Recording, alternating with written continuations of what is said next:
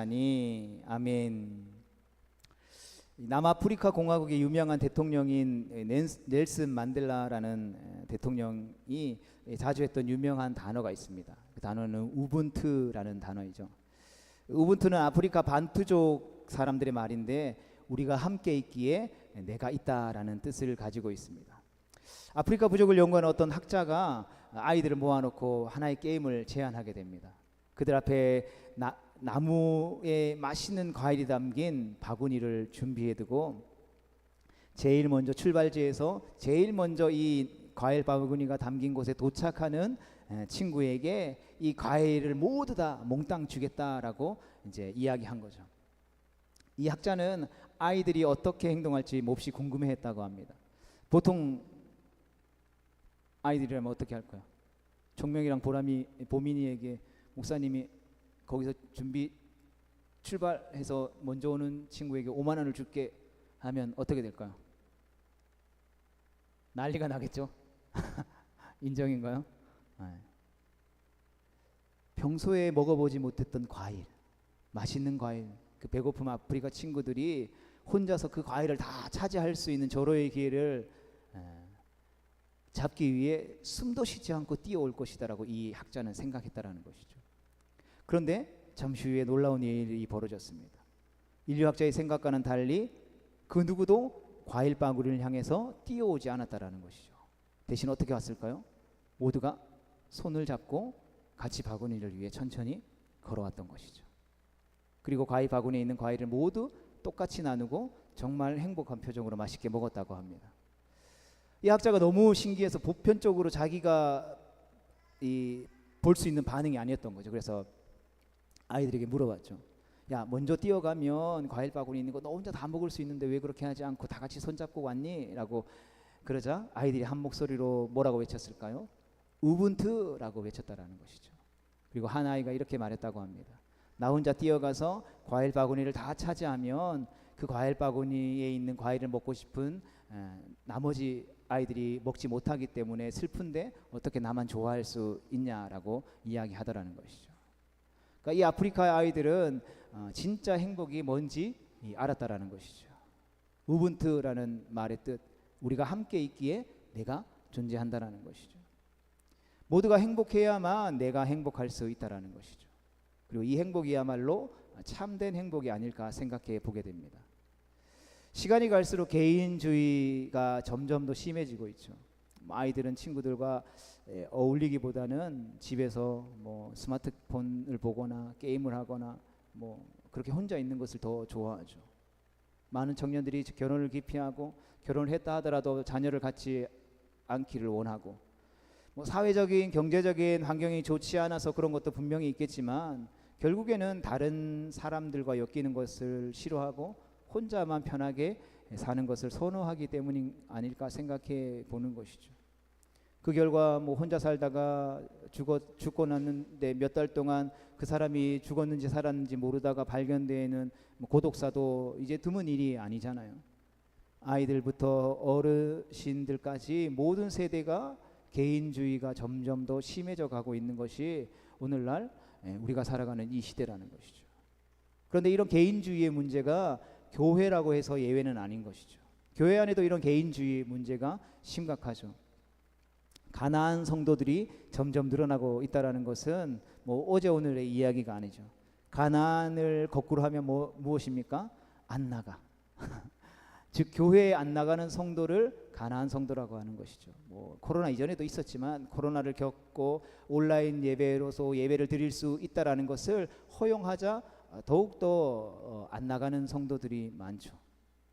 하나님을 믿고 예수님 너무 좋지만 교회는 싫어서 혼자 신앙생활하는 사람들을 가난한 성도라고 부르는 것입니다. 뭐 여러 가지 사정으로 교회를 옮길 때도 뭐 이렇게 뭐 10명, 20명, 100명 이하의 소규모 교회들은 잘 안 가잖아요. 몇천 명, 몇만 명 있는 대형 교회들로 가기를 선호하죠. 왜 그렇습니까? 대형 교회에서 누릴 수 있는 혜택이 많기도 하지만 대형 교회를 사람들이 선호하는 가장 큰 이유는 혼자 몰래 신앙생활 할 수 있기 때문이라는 것이죠. 그러니까 사람들이 워낙 많으니까 그 속에 숨을 수가 있었습니다.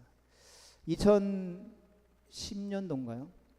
제가 처음 서울에 올라갔었을 때 그 서울역 주변 청파동에 있는 삼일교회라는 청년들이 굉장히 많이 모이는 교회가 있었습니다. 그래서 그 전까지는 뭐 이제 구미동부교회 계속 다니다가 올라가서 처음 이제 그때 당시에 이 삼일교회에 대한 이 막 청년들이 새벽 예배도 하고 청년들을 부흥하는 교회였기 때문에 꼭 한번 방문해 보고 싶었습니다. 그래서 이제 방문해서 갔죠. 엄청 크더라고요. 사람들도 많고 예배 시간 전에 밖에 줄 쭉 서 있고 문 잠궈 놓고 뭐 5분 10분 전에 문 열어주면 들어가서 막 앞자리에 가려고 막 노력하는 사람들, 되도록이면 뒷자리부터 앉으려고 하는 저와는 전혀 다른 분위기였다라는 것이죠. 그래도 더 충격적이었던 것은 광고 시간이었습니다. 제가 뭐에 충격받았을까요? 작은 소규모 교회는 새로운 사람이 오면 이 사람이 새로 왔구나를 대부분 알죠. 근데 그런 교회들은 누가 처음 왔는지, 누가 새로 왔는지, 누가 우리 교인인지 모르는 거죠. 그래서 광고에 이렇게 하더라고요. 교회에 처음 나오신 분은 예배 마치면 5층 새가족실로 오시기를 바랍니다. 뭘 의미합니까? 내가 이 교회에 다니려고 하면 내가 직접 가서 내가 처음 왔습니다라고 밝혀야만 이 교회의 일원으로 발걸음을 시작할 수 있다라는 것이죠. 그걸 원하지 않으면 내가 예배드리고 헌금하고 신앙생활하는 것에 있어서 그 누구도 간섭하지 않는다라는 것이죠.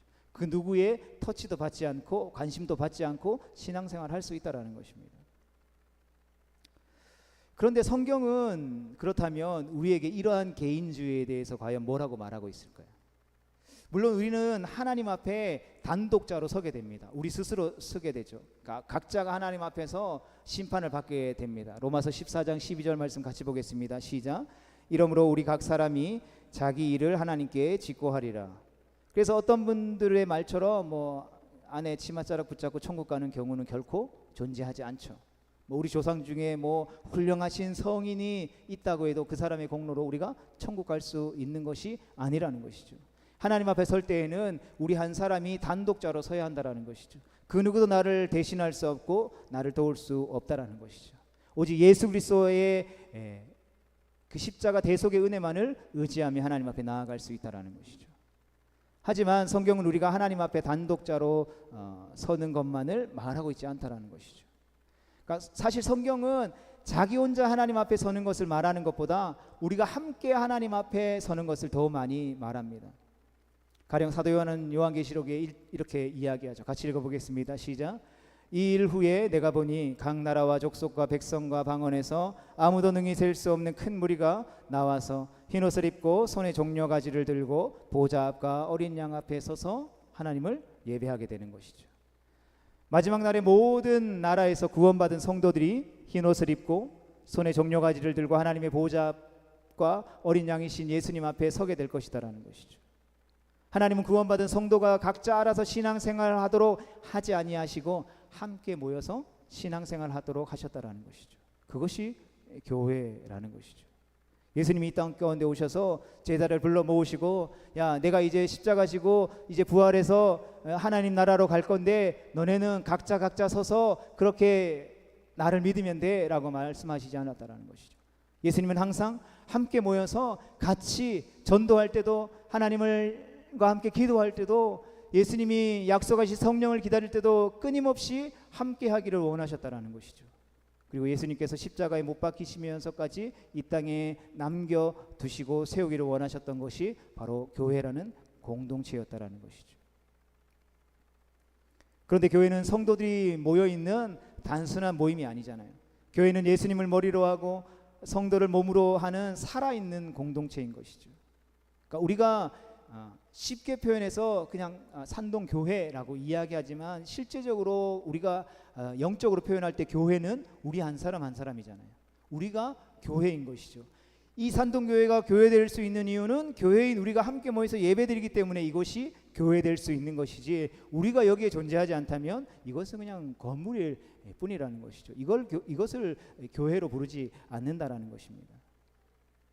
그래서 모든 교회의 성도는 교회를 통해서 머리이신 예수님과 서로 연결되는 것이죠.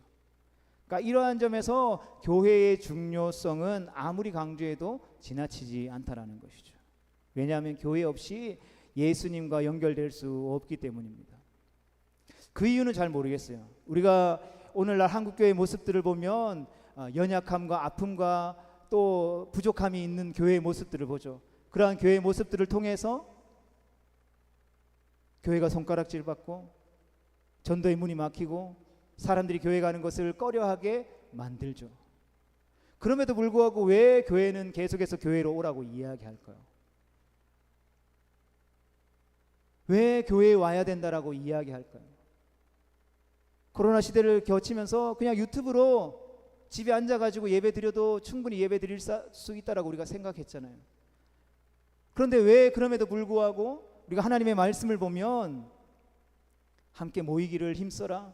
마지막 때에는 사람들이 너희가 함께 모여서 예배 드리는 것을 방해할 거야. 모이지 못하게 할 거야. 그럼에도 불구하고 너희는 힘써 모여야 돼라고 이야기하고 있는 것일까요? 명확한 이유는 알 수 없죠. 그러나 분명한 것은 하나님이 이 교회를 통해서 하나님을 알게 하시고 하나님의 뜻을 발견하게 하시고 하나님의 사람으로 자라나고 성장하도록 하셨다라는 것이죠. 교회는 바로 그런 곳이라는 것입니다. 교회 없이 성도는 결코 영적인 생명을 유지할 수 없죠. 이 사실을 알아야 지금 우리가 살펴보고 있는 내용을 제대로 이해할 수 있습니다. 이미 우리가 몇 번 계속해서 이 주일 저녁 시간에 언급한 것처럼 사도 바울이 빌립보서를 통하여서 가장 중요하게 던지고 있는 메시지가 무엇입니까? 빌립보서 1장 27절 말씀이죠. 같이 읽어보겠습니다. 시작. 오직 너희는 그리스도의 복음에 합당하게 생활하라. 아멘. 그러니까 로마 시민이 로마법을 지킴으로써 로마 제국의 위대함을 드러내듯이 하나님 나라를 살아가는 하나님 나라의 백성이라면 하나님 나라의 법인 그리스도의 복음을 따름으로 말미암아 하나님 나라의 위대함을 드러낼 수 있다라는 것이죠. 그런데 그리스도의 복음을 위해서 살아가는 것은 결코 혼자서는 할 수 없다라는 것이죠. 이 세상이 예수님을 미워하고 핍박했듯이 성도인 우리 또한 우리를 미워하고 핍박하기 때문이라는 것입니다. 그래서 우리가 그리스도의 복음에 합당하게 살기 위해서는 반드시 성도가 하나된 교회를 이루어야 한다라고 사도 바울이 권면하고 있는 것이죠. 모든 성도가 하나로 똘똘 뭉쳐서 복음에 합당한 삶을 살 수 있게 된다라는 것입니다. 하지만 모든 성도가 사실 하나 되는 것이 가장 중요하다라는 것을 우리가 이해하고 아는 것만으로는 부족한 것이죠. 그것이 실제로 이루어져야 한다는 것입니다. 그런데 모든 성도가 하나 되는 것은 말처럼 그렇게 쉬운 일이 아니죠. 말처럼 그냥 하나 됩시다 하면 하나 될 수 있으면 굳이 이렇게 힘들어 하겠습니까? 오늘날 교회들을 보면 얼마나 많은 교회가 다툼과 분열과 상처 투성이가 되었는지 모릅니다. 주님 안에서 우리는 한 형제입니다, 한 자매입니다 라고 말은 하지만 실제로 모든 성도가 한 형제 자매로 지내는 교회를 본 적은 없습니다. 저도 제가 섬기고 제가 사역하는 교회가 그러한 교회가 되도록 몸부림치는 것일 뿐인 것이죠. 그러니까 그만큼 어려운 일이라는 것이죠. 교회는 하나 되어야 돼, 하나 되는 교회를 꿈꿉니다 라고 이야기하면 한 30년 40년 목회하신 분들은 그거 목회 현장을 몰라서 그런 이야기하지, 젊었을 때는 그런 꿈을 좀 꿔도 괜찮아 라면서 실제적으로는 그것이 불가능한 것처럼 이야기와 또 권면과 조언을 들을 때가 얼마나 많은지 모릅니다. 왜 그렇습니까? 그만큼 어렵다라는 것이죠. 그렇다고 우리가 포기해야 되겠습니까? 우리는 어떻게 모든 성도가 하나 된 교회를 이룰 수 있을까요? 바울은 우리 지난 주일 저녁 시간을 통해서 우리가 말씀을 나누었던 것처럼 그리스도 예수의 마음을 우리 가운데 품을 때에 우리가 하나 될 수 있다라고 말씀하고 있는 것이죠. 그렇다면 그리스도 예수의 마음이 무엇입니까? 하나님의 뜻을 위해 자신의 모든 것을 포기하고 내려놓는 것, 내 이웃을 내 몸과 같이 사랑하는 것이 바로 하나님의 뜻인 것이죠. 이것을 우리가 오랜 시간 동안 묵상하거나 오랜 시간 동안 기도해야만 알 수 있는 하나님의 뜻은 아니죠. 성경 어디를 피더라도 명백하게 나오는 분명한 하나님의 뜻이라는 것이죠. 바로 이 하나님의 뜻을 우리가 이루기 위해서 우리의 모든 것, 즉 우리의 때로는 자존심이요, 우리의 명예요, 이익이요, 시간이요, 물질 등조차도 우리가 기꺼이 내려놓을 수 있다면 왜 우리가 하나 될 수 없겠습니까? 누군가와 하나 되기 위해서 내가 가진 모든 것을 포기한다라면 왜 우리가 하나 될 수 없겠습니까? 결국 우리가 하나 되지 못하는 것은 그럼에도 불구하고 내가 내려놓지 못하는 것, 그럼에도 불구하고 하나 되려면 이것만은 지켜야 되지 않을까라는 그러한 우리의 인간적인 가치가 있기 때문에 그렇다라는 것이죠. 우리가 신앙을 고백할 때 무엇이라고 고백합니까? 예수님이 십자가에서 못 박혀 죽으실 때 우리도 죽었다라고 이야기하죠. 여러분, 죽은 사람이 말을 할까요? 죽은 사람이 자기의 명예와 가치를 추구할까요? 죽은 사람은 아무 말도 하지 않잖아요. 그럼에도 불구하고 우리는 죽은 자라고 이야기합니다. 예수님과 함께 죽었습니다 라고 이야기하죠. 그런데 우리는 여전히 아직도 말을 하고 다니잖아요.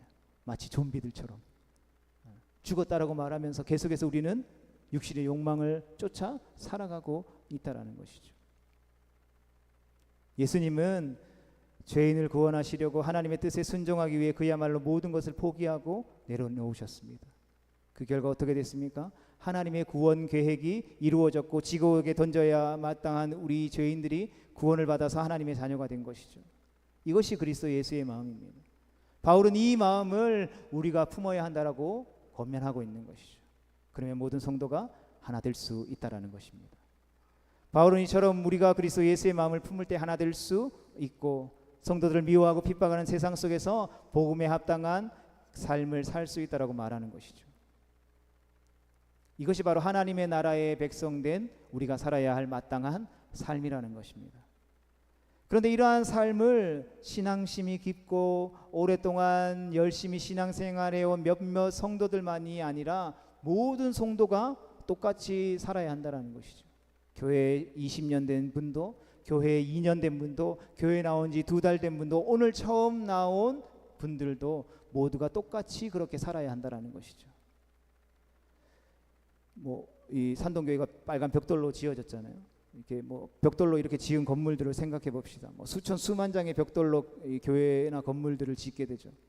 그 중에 벽돌 10개, 20개 빼낸다고 무슨 문제가 생길까요? 숫자 10장, 벽돌 10장, 100장 별거 아니지만 하나하나 붙어 있는 벽돌 중에 10개나 100개를 그 건물에서 빼낸다고 상상해 보십시오. 그 건물은 결코 안전할 수 없다라는 것이죠. 이것은 누구나가 다 아는 상식이라는 것입니다. 곧 빼낸 그 벽돌 옆에 붙어 있는 벽돌도 영향을 받아서 조금씩 무너지기 시작할 것이기 때문이라는 것이죠. 교회가 그렇다라는 것이죠. 우리 한 사람 한 사람은 사실 숫자로 보면 별거 아니라는 것이죠. 한 사람 하지만 그 한 사람이 빠지게 되면 연결된 모든 사람들에게 영향을 줘서 결국 다 무너지게 된다라는 것입니다. 저도 사역을 하지만 계속해서 말씀을 통해 교회가 뭔가 교회를 세워가야 된다라고 이야기하지만 아무리 생각해도 교회가 과연 뭘까에 대한 명확한 해답을 내리지는 못하는 것 같습니다. 그럼에도 불구하고 교회가 그렇다라는 것이죠. 성도 한 사람 한 사람은 보잘것없고 작게 보이지만 그 성도가 넘어지면 주님의 몸된 교회 전체가 영향을 받게 된다는 것이죠. 그래서 바울은 몇몇 특별한 은혜 받은 신실한 성도들에게만 그리스도의 마음을 품고 하나가 되라고 말하는 것이 아니라 모든 성도들에게 하나가 되어야 한다라고 말하는 것이죠. 우리 주일학교 학생부터 우리 노년의 성도님들까지 모두가 다 하나가 되어야 한다라는 것이죠. 그렇게 모두가 하나가 되어서 모두가 다 복음에 합당한 삶을 살아야 한다라는 것이죠. 아이들이니까 아이들은 아직 아무것도 모르니까 그냥 대충 살아도 돼 이렇게 이야기하지 않는다라는 것이죠. 아이들은 아이들 상황에 맞게 복음에 합당하게 사는 것이고 어른은 어른에 맞는 그러한 삶의 자리에서 복음에 합당하게 사는 것이죠. 학생은 학교에서 공부를 하면서 복음에 합당한 삶을 사는 것이고 직장을 다니거나 생업 일터 현장에 살아가는 사람은 그 자리에서 복음에 합당하게 살아가는 것이죠. 그래야 교회가 세상 사람들에게 하나님 나라의 아름다움과 위대함을 보여줄 수 있고 복음을 확신 있게 전할 수 있다라는 것이죠. 그래서 바울은 모든 빌립보 성도들 향해서 나의 사랑하는 자들아 라고 친근하게 부르면서 하나 될 것을 간절히 권면합니다. 12절 말씀 같이 읽어보겠습니다. 시작. 그러므로 나의 사랑하는 자들아 너희가 나 있을 때뿐 아니라 더욱 지금 나 없을 때에도 항상 복종하여 두렵고 떨림으로 너희 구원을 이루라. 아멘. 바울은 빌립보 교회 성도들에게 자신이 있을 때뿐만 아니라 더욱 지금 자신이 없을 때, 사도 바울이 지금 어디 있습니까? 감옥에서 이 편지를 쓰고 있죠. 없을 때에도 그들의 구원을 이루라고 말하고 있는 것입니다. 사도 바울이 빌립보 교회를 목회하면서 성도들과 함께 있을 때 가르쳤던 것을 지금처럼 바울이 없을 때에도 힘써 지켜야 한다라는 것이죠. 그런데 바울이 무엇을 가르쳤겠습니까? 바울이 텐트 만드는 일을 잘했으니까 뭐 텐트 이렇게 만들면 잘 만들 수 있어, 이렇게 해야 장사 잘할 수 있어 가르쳤겠습니까? 아니라는 것이죠. 그리스도의 복음에 합당하게 살기 위해서 그리스도 예수의 마음을 품는 것이 어떤 것인지, 그것들 통해서 성도가 하나 되는 것이 무엇인지를 가르쳤다라는 것이죠. 그런데 바울은 그리스도 예수의 마음을 품어서 모든 성도가 하나 되어서 그리스도의 복음에 합당하게 생활하는 것을 너희 구원을 이루는 것이다 라고 말하죠.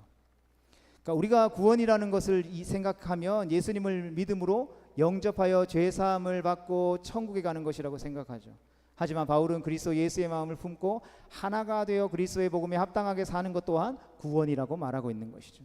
그래서 우리가 여기에서 말하는 구원이라는 말이 우리가 생각하는 것보다 더 폭넓은 의미로 사용되고 있다는 것을 기억해야 합니다. 사실 성경은 구원을 다양한 의미로 사용하죠. 마태복음 9장에 보면 12해 동안 혈류증을 앓았던 여인, 그 예수님의 옷자락에 손을 대는 순간 그 피가 몸속에서 계속 흐르는 병을 앓던 여자가 예수님의 옷을 만지고 고침을 받는 이야기가 나오죠. 이때 예수님께서 여자에게 이렇게 말씀하셨습니다. 같이 읽어보겠습니다. 시작. 예수께서 돌이켜 그를 보시며 이르시되 따라 안심하라, 내 믿음이 너를 구원하였다 하시니 여자가 그 즉시 구원을 받으니라. 아멘. 여기서 구원을 여자가 예수님을 믿음으로 천국에 가게 되었다라는 뜻으로 볼 수 있겠지만, 더 분명한 것은 그 여인의 혈류증이 고침받고 나았다라는 뜻이죠. 그러니까 성경은 병에서 낫는 것을 구원이라고 부르는 것입니다. 또 우리는 빌립보서 안에서도 구원이 다른 의미로 사용되는 예를 찾아볼 수 있습니다. 빌립보서 1장 19절 말씀입니다. 시작. 이것이 너희의 간구와 예수 그리스도의 성령의 도우심으로 나를 구원에 이르게 할 줄 아는 거로. 여기에서 구원은 바울이 감옥에서 나오는 것을 뜻하죠. 만약 여기에 나오는 구원을 예수님 믿고 천국 가는 것으로 본다면 그들의 간구와 예수 그리스도의 성령의 도우심으로 천국 간다라는 뜻이 되기 때문에 자연스럽지 않은 것입니다. 이처럼 구원은 천국에 들어가는 것뿐만 아니라 병을 치료받거나 또 감옥에서 나오게 될 것으로 때도 사용됐다는 단어죠. 본문에서의 구원도 마찬가지라는 것입니다. 바울이 빌립보 교회 성도들에게 너희의 구원을 이루라 라고 말한 것은 너희가 천국에 들어가는 일에 힘쓰라 라는 의미보다는 앞에서 언급한 대로 모든 성도가 그리스도 예수의 마음을 품고 하나 되어 그리스도의 복음에 합당하게 사는 것을 의미하는 것이죠. 이렇게 살아가는 것이 바로 구원을 이루는 삶이라는 것입니다. 그런데 바울은 그냥 구원을 이루라고 하지 않고 너희 구원을 이루라고 말하고 있는 것이죠. 너가 구원받아야 돼가 아니라 너희라는 것이죠. 단수가 아니라 복수를 이야기하는 것이죠. 내가 아니라 우리를 이야기하는 것이죠. 성도, 여기에 개인주의가 들어올 틈이 어디 있겠습니까? 모든 성도가 함께 구원을 이루어가는 일에 힘써야 한다라는 것이죠. 어떻게 힘써야 할까요? 바울은 두렵고 떨림으로 너희 구원을 이루라라고 말하고 있는 것이죠. 사실 두렵고 떨림은 우리가 하나님 앞에 섰을 때 가질 수 있는 모습인 것입니다. 시편 119편 120절 말씀 같이 보겠습니다. 시작. 내 육체가 주를 두려워함으로 떨며 내가 또 주의 심판을 두려워하나이다. 아멘. 출애굽한 이스라엘 백성이 시내산에 도착했을 때 하나님께서 친히 그 산에 임하셨습니다. 성경은 그 당시의 이스라엘 반응을 이렇게 표현합니다. 같이 보겠습니다. 시작. 셋째 날 아침에 우레와 번개와 빽빽한 구름이 산 위에 있고 나팔 소리가 매우 크게 들리니 진중에 있는 모든 백성이 다 떨더라. 아멘. 이처럼 두려움과 떨림은 우리가 하나님 앞에 설 때에 보이는 반응이라는 것이죠. 그런데 바울이 여기에서 두렵고 떨림으로 너희 구원을 이루라고 할 때에 이 두렵고 떨림은 하나님을 향한 것이 아니라 바로 우리 성도들 간 서로를 향한 것이라는 것을 우리는 알아야 합니다. 우리는 하나님 앞에서도 두렵고 떨림으로 서야 하지만 하나님이 우리를 부르신 그 지체 안에서도 서로를 향해서 두렵고 떨어야 한다는 것이죠. 그럴 때 우리는 구원을 이루어갈 수 있다는 의미인 것입니다. 물론 정말 끔찍하고 무섭기 때문에 이 두려움과 떨림을 갖는다라는 의미는 아니죠. 우리가 하나님 앞에 설 때 갖는 두려움과 떨림은 다른 말로 경외함이라고 표현하잖아요. 여기서 나오는 경외는 두려움과 사랑이 함께 있는 상태인 것이죠. 그러니까 상대방이 너무 위대할 때 우리는 두려워하잖아요. 떨리잖아요. 그러나 그 너무나도 위대한 위엄을 가진 분이 내가 정말 가장 사랑하는 사람일 사람이라고 생각할 때에 그 두려움과 사랑이 함께 공존하는 경외심을 가지게 되는 것이죠. 그러니까 강도를 만났을 때 두렵고 떨리는 공포심과는 차원이 다른 것을 의미하는 것입니다. 이것은 마치 베드로가 자기 앞에 계신 예수님이 하나님의 아들이라는 사실을 깨닫고 했던 고백과도 같은 고백이죠. 누가복음 5장 8절 말씀입니다. 시작. 나를 떠나소서 나는 죄인이로소이다. 베드로가 예수님을 막 증오하고 저주해서 떠나라고 했을까요? 그렇지 않다라는 것이죠. 무서워서 떠나라고 한 것이 아니라는 것입니다.